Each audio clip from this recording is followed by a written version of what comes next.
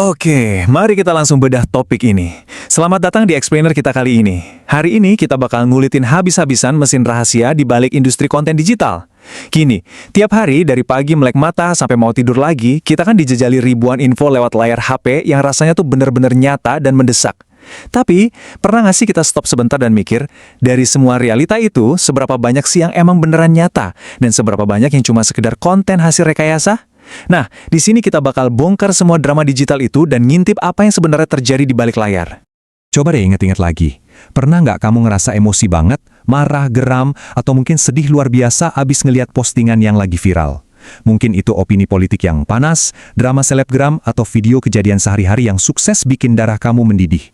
Tahan perasaan itu sebentar. Perasaan yang kamu alamin itu 100% nyata. Tapi pemicunya? Nah, ini dia pertanyaannya. Apakah emosi kamu itu benar-benar reaksi alami, atau emang dari awal udah sengaja dipancing dan direkayasa supaya meledak begitu aja? Masuk ke bagian pertama, realita berbanding konten digital. Di sini kita bakal lihat gimana ilusi digital ini sebenarnya bekerja. Nah, coba lihat perbandingan yang lumayan kontras ini. Dari kacamata kita sebagai netizen, kita sering banget ngelihat akun-akun yang tiba-tiba muncul dan vokal banget ngeritik sesuatu. Kesannya, wah mereka ini lagi berjuang mati-matian demi kebenaran nih. Kita jadi ngerasa terhubung, terus kita dukung, dan kita bagikan postingan mereka kemana-mana.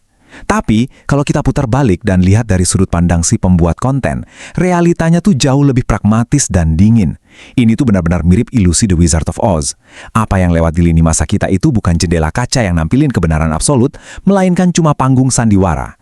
Motivasi asli di balik sebagian besar akun yang mendadak vokal itu, ujung-ujungnya ya buat ngejar kuota tayangan iklan. Semakin vokal dan kontroversial mereka, makin banyak klik yang didapat, dan makin cepat target setoran iklan mereka penuh. Jadi ini bukan soal kebenaran moral ya, ini murni soal muasin algoritma. Dan ini nggak cuma kejadian di satu aplikasi aja loh, Facebook Pro, TikTok, YouTube, ini udah jadi semacam buku panduan wajib industri lintas platform. Strategi mancing emosi dan interaksi ini dipakai secara masif di mana-mana.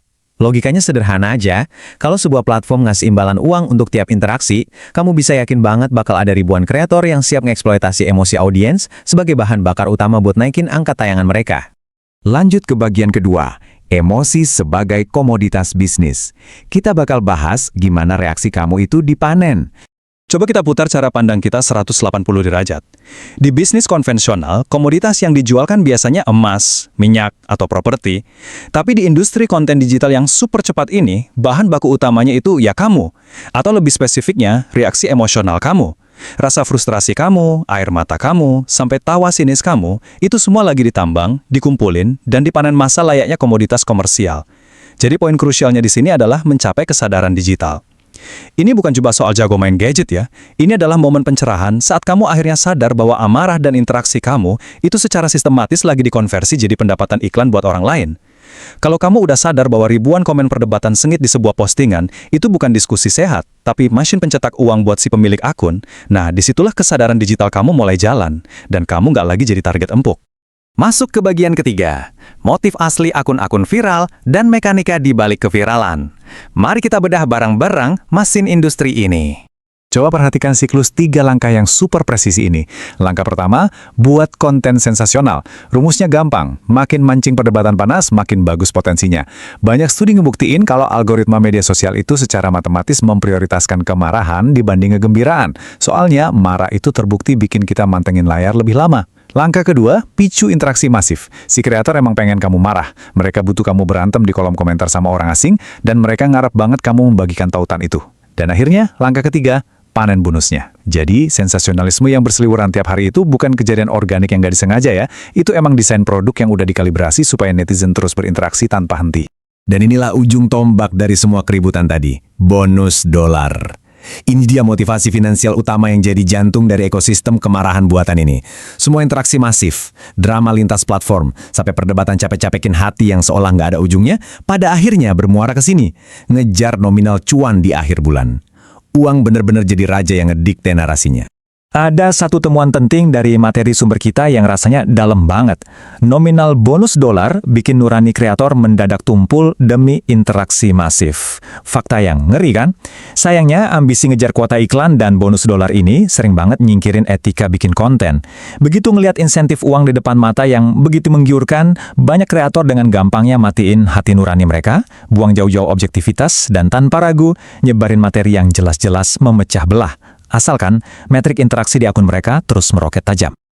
Oke, kita sampai di bagian keempat dan terakhir kita menuju kesadaran digital dan mengambil alih kembali lini masa Anda.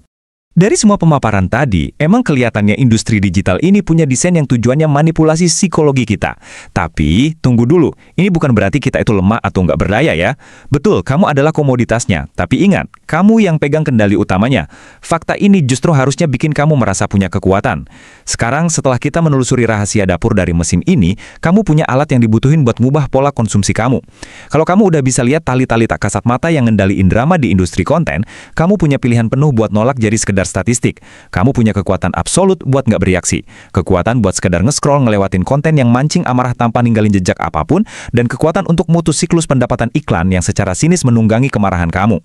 Sebagai penutup, saya mau ninggalin satu pertanyaan buat kamu bawa pulang. Lain kali, pas kamu lagi santai, terus tiba-tiba lewat postingan viral yang dirancang khusus buat bikin darah kamu mendidih, dan kamu ngerasa ada dorongan kuat banget buat ngetik balasan pedas, apakah kamu bakal nirah, ngasih makan algoritma mereka dan bantu nebelin dompet si kreator? Atau kamu bakal senyum tipis karena kamu udah tahu permainannya dan lebih milih buat menjaga kedamaian pikiran kamu sendiri? Ingat, pilihannya selalu ada di ujung jari kamu. Tetap sadar, tetap kritis, dan sampai jumpa di explainer kita berikutnya.